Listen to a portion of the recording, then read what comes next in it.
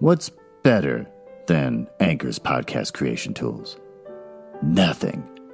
Mankind has always searched for evidence of God's perfection, and we found it. Anchor is the easiest way to make a podcast.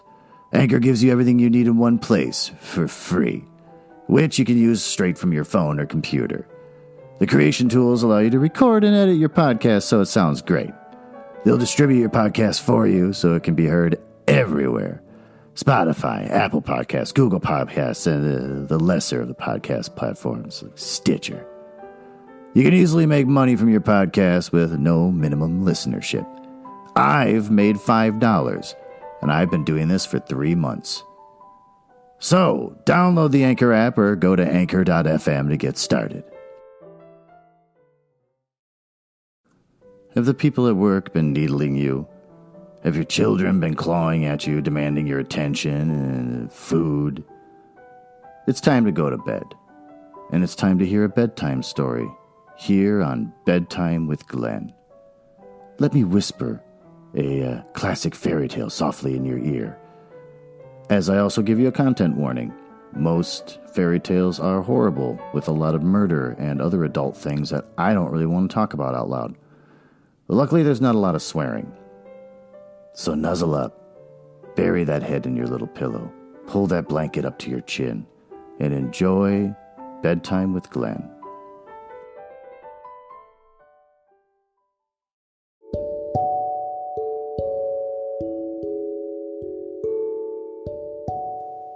Today we read the Brothers Grimm fairy tale, Briar Rose.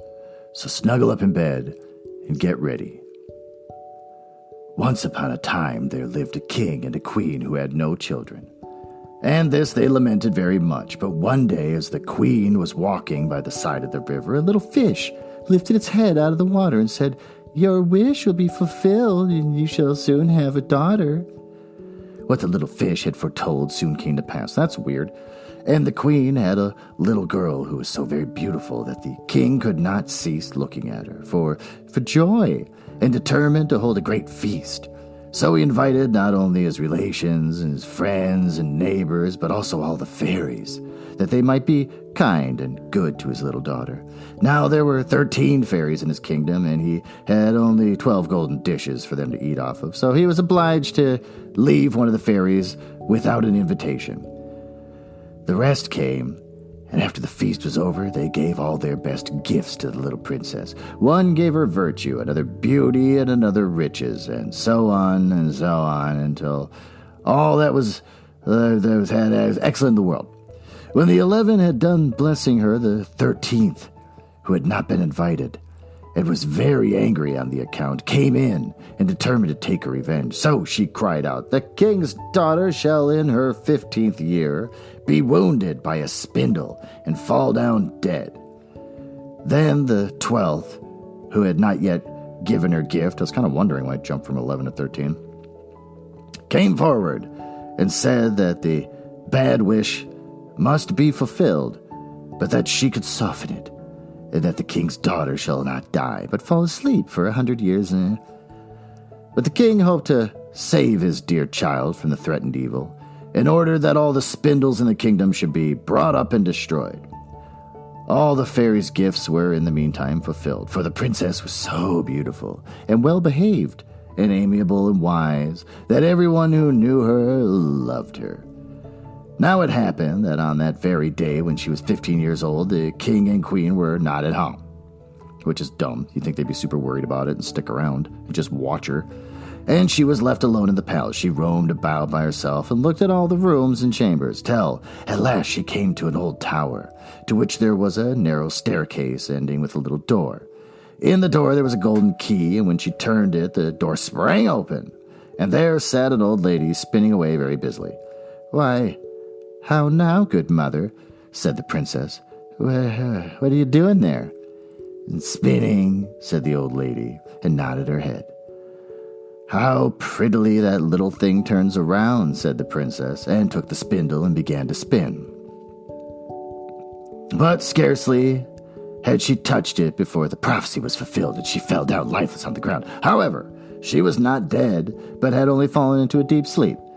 And the king and the queen, who had just come home, and all their court fell asleep too. And the horses slept in the stables, and the dogs in the yard, and the pigeons on the housetop, and the flies on the walls. Even the fire on the hearth left off blazing and went to sleep. And the meat that was roasting stood still, and the cook, who was at that moment pulling the kitchen boy by the hair to give him a box on the ear for something he had done amiss, let him go, and both fell asleep. So everything stood still and slept soundly. A high hedge of thorns soon grew around the palace, and every year it became higher and thicker, till at last the whole palace was surrounded and hidden, so that not even the roof of the chimneys could be seen.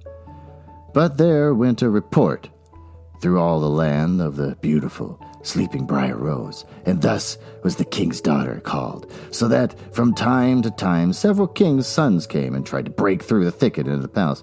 This they could never do, for the thorns and the bushes laid hold of them, as it were, with their hands, and they were stuck fast and died miserably. After many, many years, there came another king's son into that land, and an old man who told him the story of the thicket of thorns, and how a beautiful palace stood behind it, in which was a wondrous princess called Briar Rose, asleep with all the court. He told, too, how he had heard from his grandfather that many, many princes had come and had tried to break through the thicket, but had stuck fast and died. Then the young prince said, "All this shall not frighten me. I will go and see Briar Rose." The old man tried to dissuade him, but he persisted in going. Now that very day the 100 years were completed, and the prince came to the thicket. He saw nothing but beautiful flowering shrubs, though which he passed with ease, and they closed after him as firm as ever. Then he came to the last palace, and there in the yard lay the dogs asleep, and the horses in the stables, and on the roof sat the pigeons fast asleep with their heads under their wings. And when he came into the palace, the flies slept on the walls, and the cook in the kitchen was still holding up her hand as if she were to beat the boy, and the maid sat back with a black fowl in her hand ready to be plucked. Then he went on still further, and all was so still that he could hear every breath he drew, till at last he came to the old tower and opened the door of the little room in which Briar Rose was, and there she lay fast asleep, and looked so beautiful that he could not take his eyes off, and stooped down to give her a kiss, which isn't aggressive or creepy or just generally wrong. But the moment he kissed her, she opened her eyes and awoke and smiled upon him, not creeped out at all in any way, shape, or form. Then they went out together, and presently the king and queen also awoke, and all the court, and they gazed on each other with great wonder. And the horses got up and shook themselves, and the dogs jumped out and barked, and pigeons shook their heads from under their wings, and looked about and flew into the fields. The flies on the walls buzzed away, and the fire in the kitchen blazed up and cooked the dinner. And the roast meat turned around again. Oh, like that didn't go bad in 100 years. And the cook gave the boy the box on his ear so that he cried out. And the maid went on plucking the fowl. And then was the wedding of the prince and the Briar Rose celebrated. And they lived happily together all their lives.